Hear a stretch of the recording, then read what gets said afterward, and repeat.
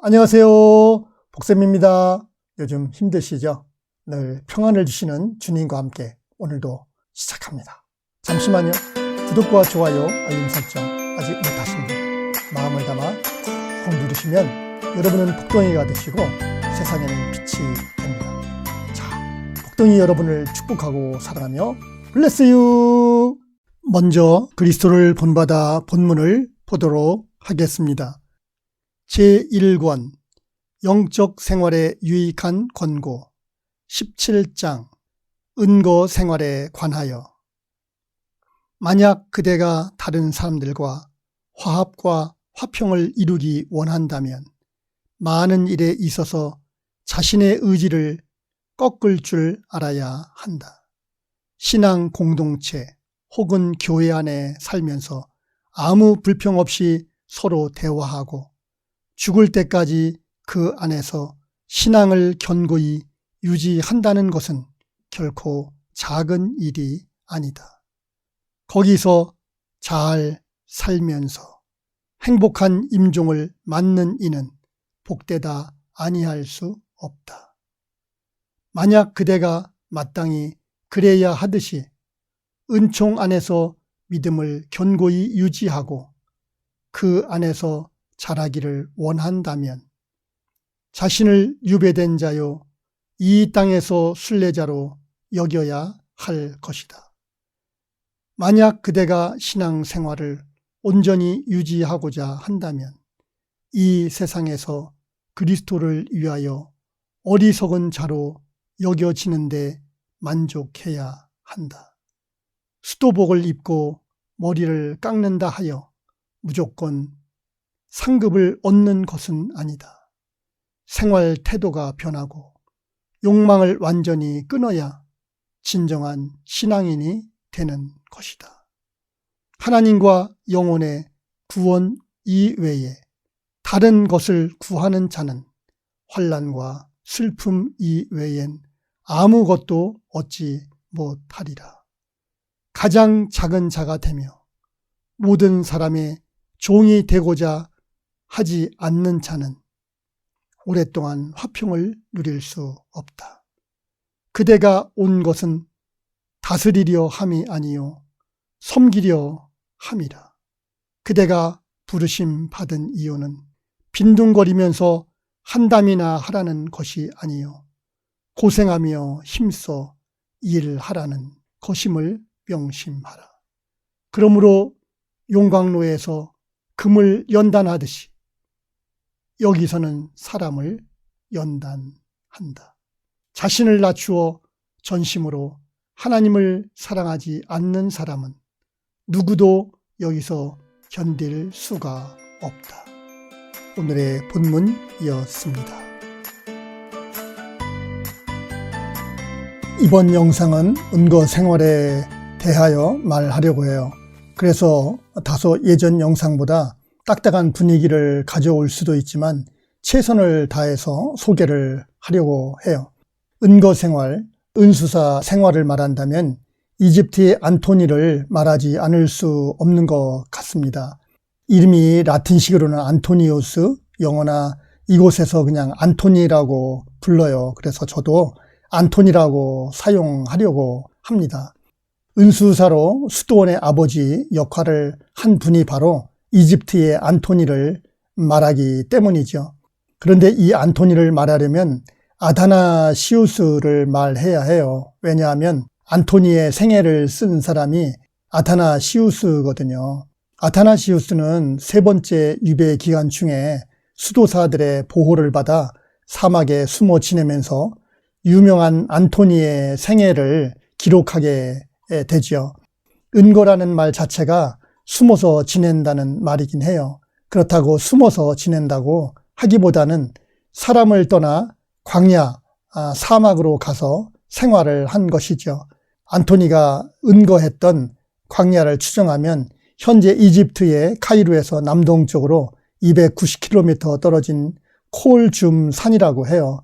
문서에 의하면 그는 251년에 코마나, 현재 지명 이름으로 베니수에프에서 태어났는데 그의 집은 매우 부유한 농지가 많은 가정이라고 해요.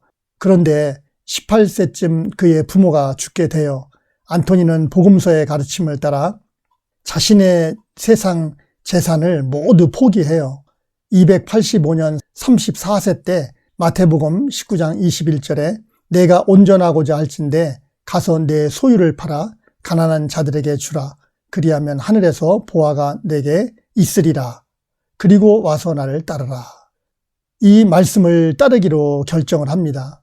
가문의 소유지의 일부를 그의 이웃에게 거저 줍니다. 남은 재산은 팔아 가난한 자를 위하여 기부하고 그 지역의 은수사의 제자가 되지요. 점차 더 깊은 독고와 금욕 생활에 들어가게 되고 악령들의 시험을 정복한 그는 기도의 능력과 기적들로 인해 사람들로부터 크게 존경을 받게 돼요.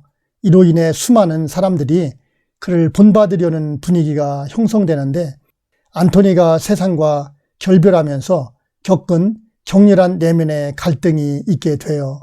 그러나 아타나시우스는 내면의 갈등보다는 하나님, 그리스도, 인간의 마음에 대한 안토니의 마음을 표현합니다. 요즘으로 말하면 금수저라고 할까? 가만히만 있으면 당대에 잘 먹고 잘 살 수 있는 환경인 것이죠. 동네에서 가만히 있어도 영적으로 존경받을 수 있었고요. 그런데 그 모든 것을 주님을 위해 물질도 명예도 버리고 312년 사막에서 은수사 생활을 시작하여 356년 105세까지 살게 됩니다. 안토니의 생애 체계에 영향력은 대단했습니다. 밀라노에까지 이르게 되었죠. 제롬과 어거스틴에게 영향을 주게 되고요. 우연인지 필연인지 어거스틴은 안토니의 생애를 읽고 큰 영향력을 받게 됩니다. 갑바도기아의 바실은 안토니가 있던 수도원을 방문하고 영향을 받게 되고요.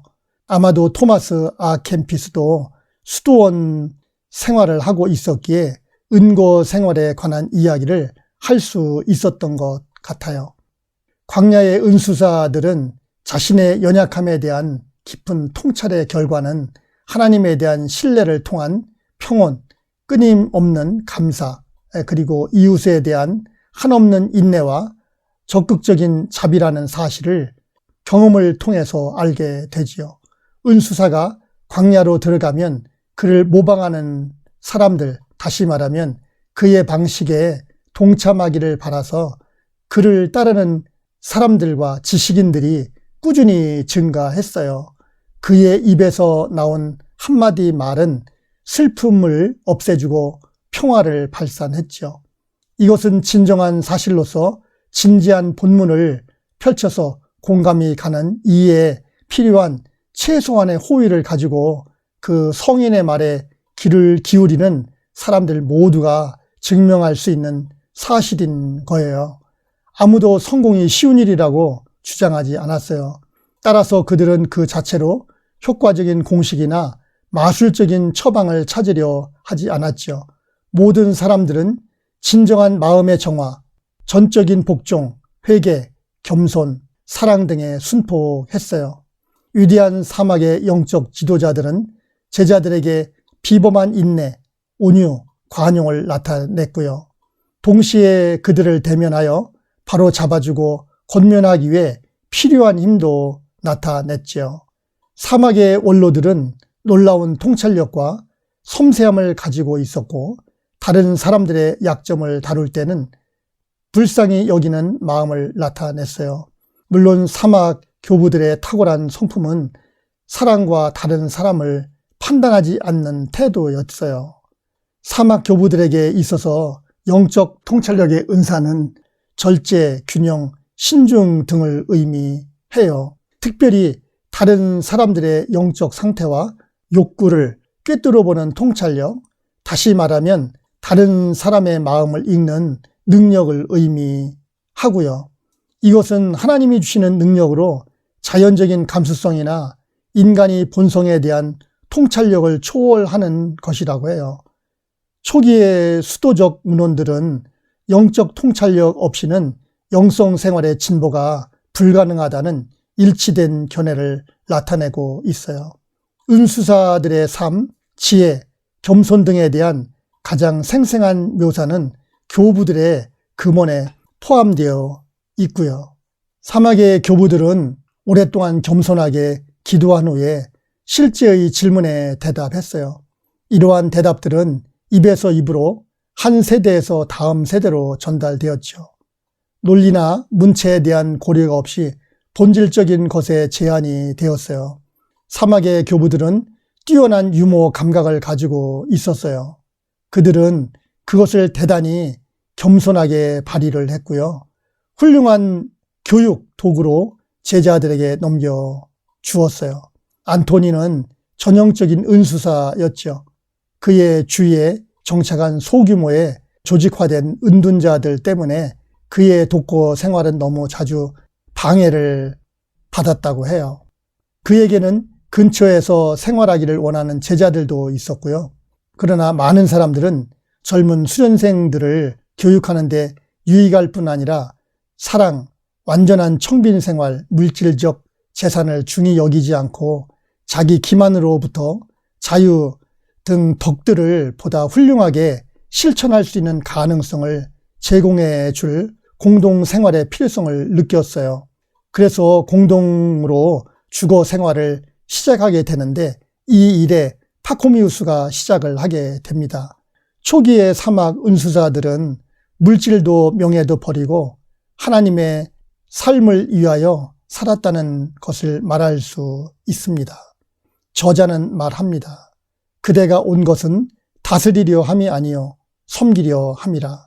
그대가 부르심 받은 이유는 빈둥거리면서 한담이나 하라는 것이 아니요 고생하며 힘써 일하라는 것임을 명심하라.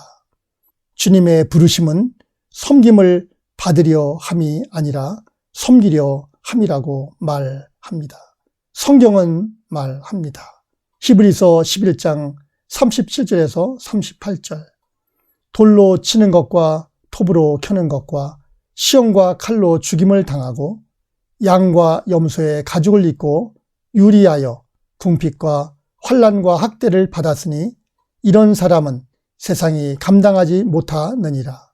그들이 광야와 산과 동굴과 토굴에 유리하였느니라. 신앙을 위해 고난과 죽음을 선택한 선진들을 보면 부끄럽습니다. 우리도 주님을 위한 고난이라면 어떤 고난이라도 받을 수 있어야 할 것입니다.